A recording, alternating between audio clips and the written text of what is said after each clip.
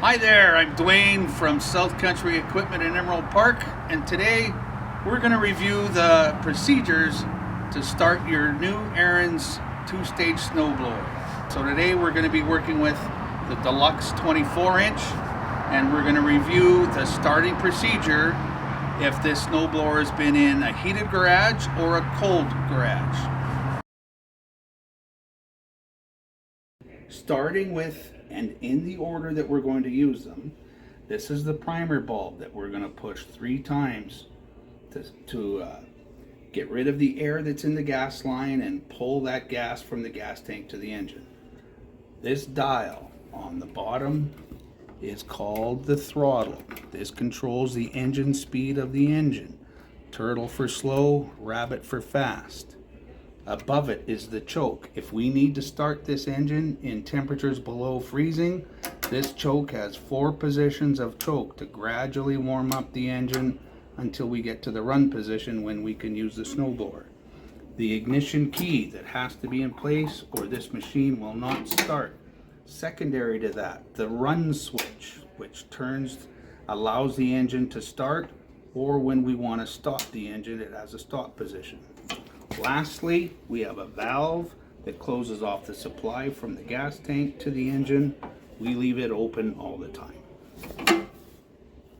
The electric plug-in, this is a 110 volt single 3-prong plug that you'll use to plug this starter into the wall when you want to start the engine by pressing this red button. Do this procedure if temperatures were below freezing.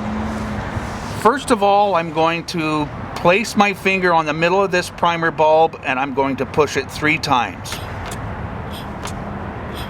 Then I move up to the throttle control and I will put it halfway between slow and fast, so in the middle. Above it is the choke, and I will twist that choke till the arrow of that dial points at the choke symbol.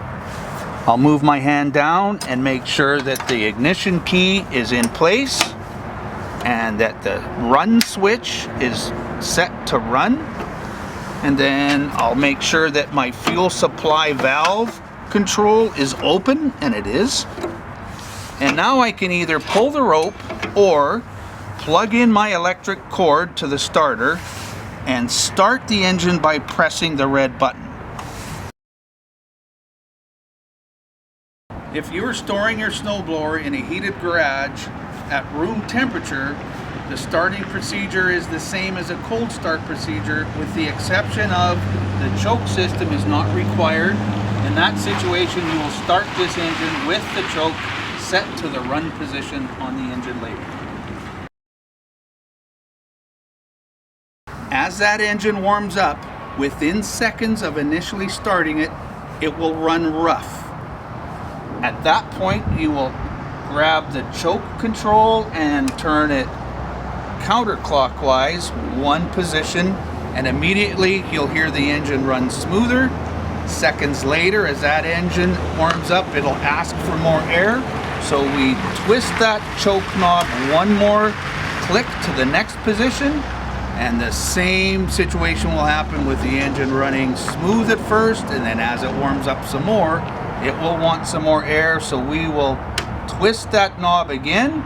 We'll repeat this process until that knob is pointed at the run position, or we can no longer turn that dial in that counterclockwise. Once the engine is warm enough that we can completely turn off that choke position and set it to the run, I will ask just a little bit more engine speed with the throttle control, and then I will push the machine outside of my garage, grab a broom and a shovel and sweep off the front step, or take that much time to allow this engine to warm up some more, which would be 2 to 3 more minutes more before we start to operate the machine and blow snow.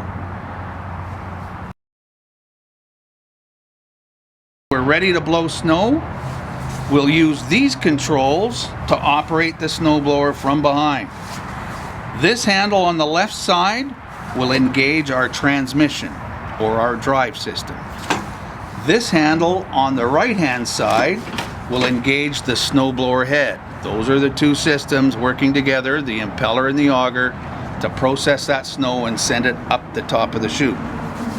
We're going to choose our 6 forward speeds with this lever here, or our 2 reverse speeds on this side, as indicated by this label. We have to be in neutral, which is the position of this handle, before we can select those speeds, forward or reverse.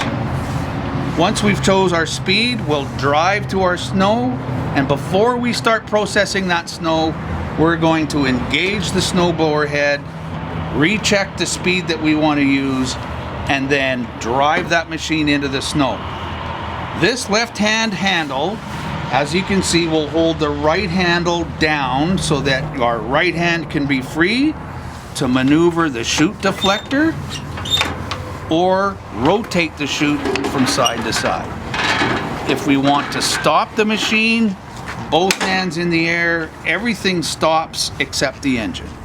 While we are blowing snow, at all times, we use full throttle or full power engine speed by using, again, that throttle control on the engine. When we are finished blowing snow, we'll come to a stop and make sure that any snow inside that snowblower head has left the machine. Then we can shut the machine down, drive the machine back to our garage, and just outside the garage is when we'll gradually slow the engine speed down so that we can cool this engine down properly. Noted time for that to happen would be while you're sweeping the snow off the snowblower. That's sufficient time to cool down the engine properly. After that, we can then park it in our garage, and we shut the machine off by flipping the power switch to stop. A few things to be mindful of while operating this snowblower. First of all, be very aware of your surroundings.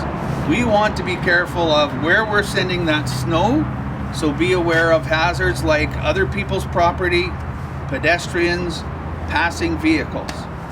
From time to time, it could happen that something's in that snow that we don't see, such as an extension cord or carpet or maybe a football, that could become lodged inside the intake of the snowblower and jam this auger. If that happens, do not try to remove that obstruction with your hands.